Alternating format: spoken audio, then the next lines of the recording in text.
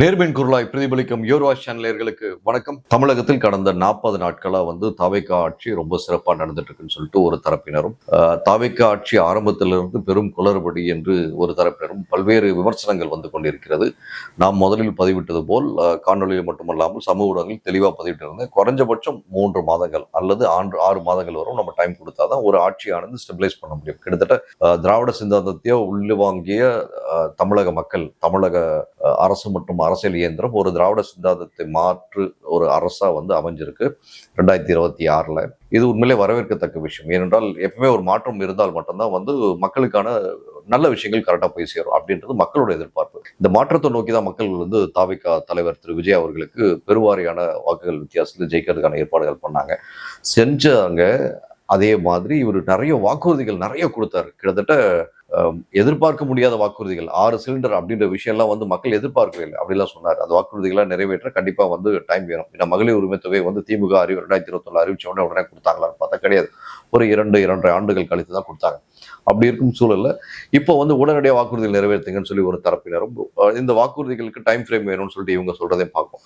இதுல முக்கியமான விஷயம், இந்த காணொலி எடுப்பதற்கான முக்கியமான காரணம், தமிழகத்தில் பாலியல் பலாத்காரம் என்பது தலைவிரித்து கொண்டாடுகிறது. இந்த விஷயத்திற்கு உடனடி தீர்வு வேணும் என்பதுதான் ஒவ்வொரு பாமரனோட எதிர்பார்ப்பு. ஏன் இந்த ஒரு எதிர்பார்ப்பு அப்படின்னு சொல்லி பார்க்கும்போது, நம்ம எல்லாருக்கும் தெரியும், திமுக ஆட்சி காலத்தில் இதே விஜய் அவர்கள் ஒரு எதிர்கட்சி தலைவர் மாதிரி பேசக்கூடிய அந்த வார்த்தைகளானது, ஸ்டாலின் ப்ரோ, ஸ்டாலின் அங்கிள், என்ன அங்கிள் நடக்குது, 3 வயசு குழந்தையிலேருந்து 60 வயசு பெண்மணி வரைக்கும் பாலியல் பலாத்காரத்துக்கு உட்படுறாங்க, காவல்துறை உங்க கண்ட்ரோல்ல தானே இருக்கு, என்ன பண்றீங்க நீங்க அப்படின்னு விமர்சனங்கள்லாம் நிறைய மேடைகள்லயும் நிறைய மாநாட்டிலையும் ரொம்ப ஸ்ட்ராங்கா வச்சார் விஜய் அவர்கள். அப்படி இருக்கும் சூழல்ல இந்த ஒரு 34 நாட்கள்ல 207 பாலியல் விஷயங்கள் நடந்திருக்குன்னு சொல்லிட்டு ஒரு நியூஸ் சேனல் அப்பட்டமா வெளியே சொல்றாங்க. இது மறுப்பு கூட தெரிவிக்க முடியல தாவேகா நபர்கள் சேர்ந்த அமைச்சர்களுக்கோ இல்ல முக்கியஸ்தர்களுக்கோ.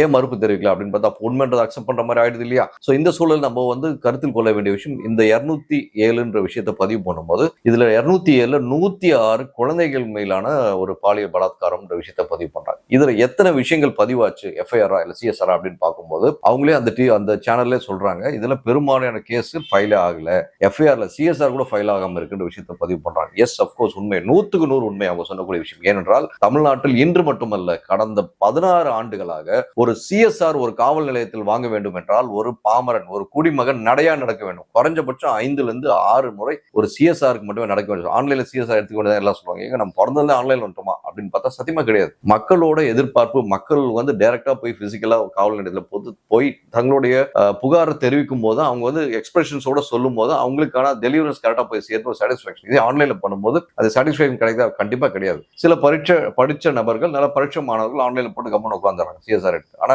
நிறைய பெரும்பான்மையார் 194% மக்கள் பிசிக்கல் எஃப்ஐஆர் மட்டும், பிசிக்கல் சிஎஸ்ஆர் மட்டும் தான் எதிர்பார்க்கறாங்க, பிசிக்கல் எஃப்ஐஆர் மட்டும் தான் எதிர்பார்க்கறாங்க. இந்த பாலியல் கேஸ்ல 207 கேஸ் சொல்றாங்கல்ல, 206, இந்த 206 இந்த மொத்த வழக்கு பதிவாயிருக்கான்றத தயவு செய்து, நேற்று நிதித்துறை வில்சன் அவர்கள் அமைச்சர் ஒரு வெள்ளை அறிக்கை கொடுத்தார் இல்லையா, அதே மாதிரி காவல்துறை சார்ந்த சிறப்பு வல்லுநர்கள், சிறப்பு நிபுணர்கள் உடனடியாக இதுக்கு ஒரு வெள்ளை அறிக்கை கொடுத்தா நல்லா இருக்கும்ன்றது நம்மளோட எதிர்பார்ப்பா இருக்கு. ஏனென்றால் 34 நாட்களில் கிட்டத்தட்ட 207 பாலியல் பலாத்கார புகார்கள் என்பது ஒரு மிகப்பெரிய நம்பர் சார். இப்படி இருக்கும் சூழல்ல இதுக்கு உடனடியா மாண்புமிகு முதல்வர் அவர்கள், எவ்வளோ இப்போ இருக்க முதல்வர்கள் 2026 முன்னாடி, அதாவது கடந்த 1.5 ஆண்டுகளா என்ன மாதிரியான சார்ட் ஷீட்லாம் வச்சாருன்னு நம்ம எல்லாருக்கும் தெரியும். அவர் ஏன் இன்னும் பத்திரிகையோ இல்ல ஊடகங்களோ அணுகலைன்ற ஒரு விஷயத்த வைக்கிறாங்க, சரிங்களா? இது ஒரு நியாயமான விஷயம். பாலியல் வழக்கு சம்பந்தப்பட்ட விஷயங்கள் எதுக்குமே 3 மாசம் டைமோ 6 மாசம் டைமோ சத்தியமா கொடுக்க முடியாது. ஏன்னா நீங்க தான் விமர்சனம் பண்ணீங்க விஜய் சார். அதனால உடனடியா நீங்க பத்திரிகையை அணுகியோ இல்ல ஒரு வெள்ளை அறிக்கையோ இது ரீதியா கொடுத்தால் நல்லா இருக்கும்ன்றது நம்மளோட எதிர்பார்ப்பாரு. சரி, இதுல இன்னொரு விஷயங்கள் பல்வேறு தரப்பு, 3 வயசு குழந்தை இந்த கும்மிடிப்பூண்டி இந்த இடத்துல ஒரு 3 வயசு குழந்தை இந்த மாதிரி சித்திரவதை பண்ணி சாவடிச்சிருக்கான். ஐயா, இந்த 24 48 மணி நேரத்துல கிட்டத்தட்ட 18 பாலியல் வழக்கு. இந்த 18 பாலியல் வழக்கு என்பது ஒரு பெண்ணானவள் சிதைக்கப்படவில்லை, ஒரு பரம்பரையை சிதைக்கப்படுகிறது என்பதை பதிவு பண்றேன். அந்த குடும்பம், அந்த 18 குடும்பம் நாளை பின்ன எப்படி வெளி உலகத்தை ஃபேஸ் பண்ணி யோசிக்கிறீங்களா யாராச்சும்? ஒரு ப்ரூவன் ஃபேக்டா இருந்தா உடனடியா இவன் தான் இன்னார தான், இப்போ அந்த 3 வயசு குழந்தை அது பீகார் பையன் தான் இது பண்ணான்னு தெரிஞ்சு போச்சு, ப்ரூவ் ஆயிடுச்சு. இன்னும் அந்த 3 நாட்களா 4 நாட்களா ஆளும் கட்சியிலிருந்து எந்த வகையான அதிரடி நடவடிக்கை வரவில்லை. மக்கள் இது விஷயமா வந்து என்ன எதிர்பார்க்கறாங்க, நம்ம ஒரு மாற்றத்தை நோக்கி வாக்களித்தோம், ஏன் இந்த மாதிரி சிஎம் சைலண்டா இருக்கான்னு உள்ளுக்குள்ள ஒரு கொதிச்சிட்டு இருக்காங்க, வெளியே சொல்ல மாட்டாங்க. பெண்கள் உட்பட இன்று தாவேகா அரசு நடக்கிறது என்றால் குழந்தைகள் மூலமாகவும் பெண்கள் ரீதியாக தான் அதிக வாக்குகள் வந்திருக்கு.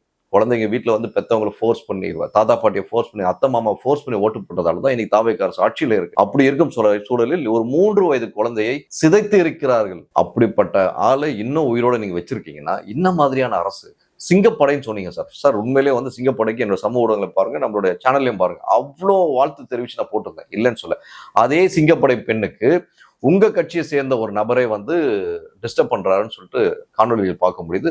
மெயின் ஸ்ட்ரீம் மீடியால போட்டு கிழிக்கிறாங்க சார். இதுக்கு என்ன ஆக்ஷன் எடுத்தீங்கன்றது தயவு செய்து உங்க கட்சிக்காரன் ஒரு சாஃப்ட் கார்னை காட்ட மாட்டேன்னு முழுக்க நம்புறேன் விஜய் சார். அப்படி இருக்கும் சூழல்ல எந்த நபர் செய்தாரோ அவர் மக்கள் முன் இந்த மாதிரியான தண்டனை கொடுக்கப்பட்டது. சிங்கப்பெண் படையை சேர்ந்த ஒரு பெண் காவலருக்கு இந்த மாதிரியான ஒரு அத்துமீறல் நடந்திருக்கு, அதுக்கு இவர் காரணம், இதனால் இதற்கு இந்த தண்டனை அப்படின்ற விஷயத்தை நீங்க கொண்டு வந்தீங்கன்னா ரொம்ப சூப்பரா இருக்கும் சார். இனி உங்க கட்சிக்காரங்கள்ல எந்த ஒரு ஆண்மகனும் ஒரு பெண்ணை தீண்ட யோசிப்பான். இன்னொரு விஷயம் வந்து பார்த்தேன் சார், ஒரு கரெக்டா ஒரு 12 நாட்கள் முன்னாடி இதே பாலியல் கேஸ்ல கோயம்புத்தூர் சம்பந்தப்பட்ட விஷயங்கள்ல அவங்க சொல்லக்கூடிய வார்த்தையானது, அந்த செய்த நபரை எங்களிடம் விட்டு விடுங்கள். இதுதான் சார் 2 வருஷமா நான் திமுக ஆட்சி காலம்னு சொல்லிட்டு இருக்கேன். எந்த நபர் பாலியல் பலாத்காரத்துக்கு உட்படுறானோ, அது குழந்தையோ இல்ல பெண்மணியோ, எவன் வந்து அந்த பாலியல் தொந்தரவு கொடுத்தானோ அவனை வந்து அந்த பெண் வீட்டார்கிட்ட விட்டணும்.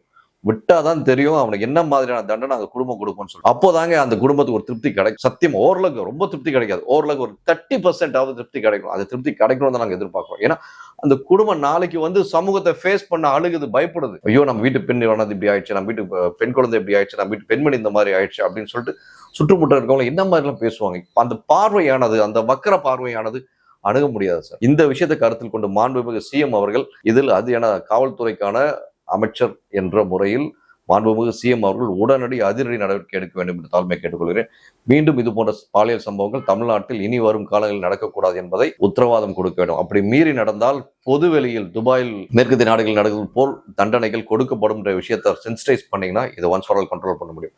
இன்னொரு பக்கம் மதுவும் கஞ்சா கலாச்சாரம் தமிழ்நாட்டை சீரழித்து கொண்டு இருக்கிறது. நீங்க கிட்டத்தட்ட 717 கடைகள் மூடிட்டேன் அப்படின்னு சொல்றீங்க, ரைட்? அதுக்கான ஆர்டிஐ போட்டாங்களாம், கொஞ்சம் பேர் அதுக்கு ரிப்ளை வரலன்னா சொல்றாங்க. அது என்னன்றது நீங்க பாத்துக்கோங்க சார், அதுக்குள்ள நம்ம வரல.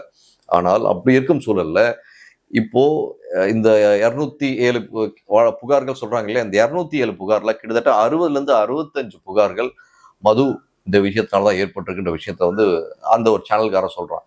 இதன் உண்மைத்தன்மையை தயவு செய்து ஒரு வெள்ளை அறிக்கையாக விட்டால் நன்றாக இருக்கும் எதிர்பார்க்கிறோம். மீண்டும் நல்ல சந்தர்ப்பத்தில் சந்திப்போம். நன்றி, வணக்கம்.